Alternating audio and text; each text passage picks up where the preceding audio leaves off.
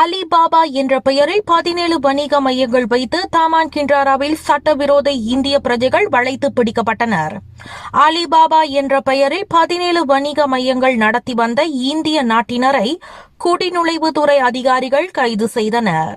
புச்சோங் Taman கிண்டாரா குடியிருப்பில் காலை 11:50 மணியளவில் அதிகாரிகள் அதிரடி சோதனையில் 14 உள்ளூர் நாட்டினரையும் 71 அந்நிய நாட்டினரையும் பிடித்தனர். இதில் அலிபாபா என்ற பெயரில் 17 வணிக மையங்களை நடத்தி வரும் இந்திய நாட்டினரை அதிகாரிகள் கைது செய்தனர்.